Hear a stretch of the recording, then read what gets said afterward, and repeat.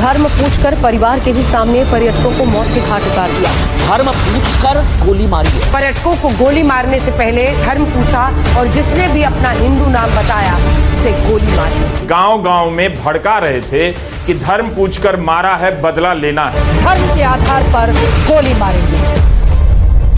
Hello दोस्तों, पहलगाम में जो आतंकी हमला हुआ वो बहुत ही दुखद है और यह पूरे देश के लिए चिंता का विषय है। पहलगाम पर यह हमला सिर्फ टूरिस्टों पर नहीं बल्कि देश के दुश्मनों ने भारत की आत्मा पर करने का दुस्साहस किया है।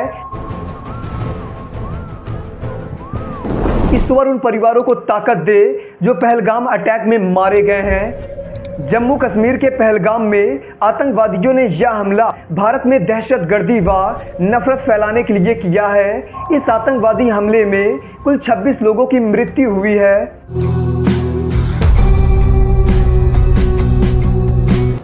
उन परिवारों की दुख की हम कल्पना नहीं कर सकते जिनके घर से बच्चे टूर करने निकले हो और उस घर में बच्चे की डेड बॉडी वापस आई हो।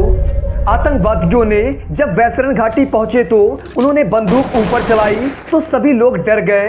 भीड़ से हिंदू मुस्लिम लोगों को अलग होने को कहा। स्टार्टिंग में पूछा हिंदू और मुस्लिम अलग हो जाओ ऐसा बोला तो किसी ने कुछ रिप्लाई नहीं दिया। सब जब कोई अलग नहीं हुआ तो हर एक लोगों को इस्लामी आयत पढ़ने को कहा।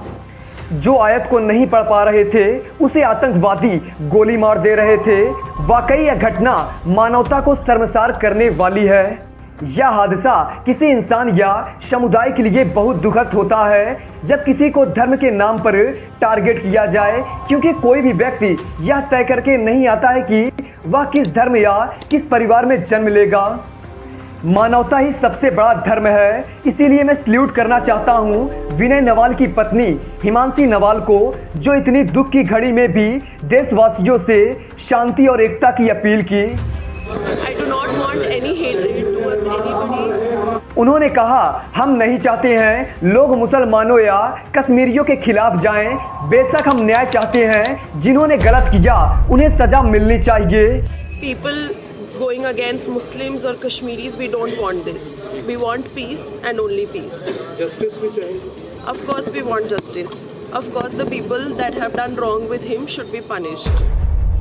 नेवी अफसर विनय नवाल की पत्नी हिमांशी नवाल तथा कानपुर के शिवम द्विवेदी की पत्नी ऐशानिया ने सरकार से मांग की है कि उनके पति को शहीद का दर्जा दिया जाए। बहुत गंदी तरीके से मारे गए हैं और आप जो हम लोगों के ऊपर बैठे हुए हो, जो सरकार को, इस देश को देख रहे हो, उनको इन निहत्थे मारे गए लोगों को शहीद का देना है, शहीद का दर्जा देना है बस। मृतकों में यूपी, गुजरात, महाराष्ट्र, कर्नाटका, तमिलनाडु और उड़ीसा के टूरिस्ट शामिल थे।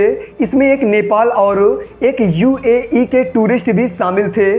इस आतंकवादी हमले में एक कश्मीरी की भी मृत्यु हुई जो टूरिस्टों को घोड़ा सवारी कराता था। इस कश्मीरी व्यक्ति ने टूरिस्टों को बचाने के लिए आतंकवादियों से बंदूक छीनने की कोशिश की। इतने समय में आतंकवादियों ने उसे भी गोली मारकर मौत के घाट उतार दिया। इस घटना के समय कई अन्य स्थानीय कश्मीरियों ने टूरिस्टों को घोड़ों व कंधों पर लेकर रेस्क्यू किया। जख्मी को देखा तो कहीं को घोड़े पर बिठा के पहलगाम की तरफ रवाना किया। वहाँ पे बहुत सारे घोड़े, हम ही नहीं थे, बहुत सारे घोड़े वाले थे वहाँ पे, बहुत सारे मतलब जो घोड़े जिनका सवारी वहाँ पे था, तथा घायलों को हॉस्पिटल में एडमिट कराया, जिसमें कि अब डॉक्टर ने कई लोगों को खतरे से बाहर बताया है। सरकार से अपेक्षा है कि ऐसे आतंकवादियों को पकड़े तथा उनका सफाया करे। ऐसे संवेदनशील समय में मीडिया से उम्मीद की जाती है वह संयम और जिम्मेदारी से काम करें। हालांकि यह दुर्भाग्यपूर्ण है कि कुछ मीडिया इतनी गिर गई कि इस दुखद घटना को भी सांप्रदायिकता का रूप देने की कोशिश की। नाम पूछ कर धर्म के आधार पर गोली मारेंगे। इससे देश के अलग अलग समुदाय के बीच नफरत की खाई और गहरी हो सकती थी तथा समाज में तनाव और अविश्वास बढ़ सकता था और यह हमारे देश के लिए भयंकर खतरे का कारण बन सकता था। जैसे ही आतंकवादी हमला हुआ, मीडिया के कुछ बड़े चैनल पर यह दिखाने जाने लगा, धर्म पूछा जाति नहीं। इसके बाद यह सोशल मीडिया पर ट्रेंड करने लगा। धर्म पूछा जाति नहीं।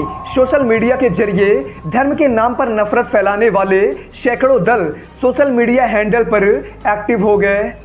इसके बाद आम लोग भी इसे सोशल मीडिया पोस्ट और स्टेटस पर तेजी से शेयर करने लगे। न्यूज़ चैनल के इस नैरेटिव से ये लोग जाने अनजाने में उन दहशतगर्दों का काम आसान कर रहे थे जो हमारे देश में हिंसा व नफरत फैलाने आए थे। हमें समझना चाहिए 22 अप्रैल को जो आतंकी हमारे देश में घुसे थे वे हमारे मुल्क को सांप्रदायिकता की आग में झोंकना चाहते थे। रिटायर्ड लेफ्टिनेंट जनरल सतीश दुआ ने कहा, आतंकवादियों ने क्या किया, उन्होंने हिंदू पुरुषों को अलग किया और उन्हें मार दिया।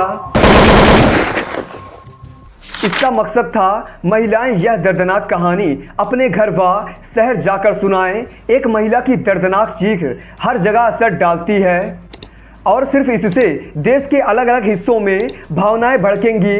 भारत को तय करना होगा कि हम उनके जाल में ना फंसे।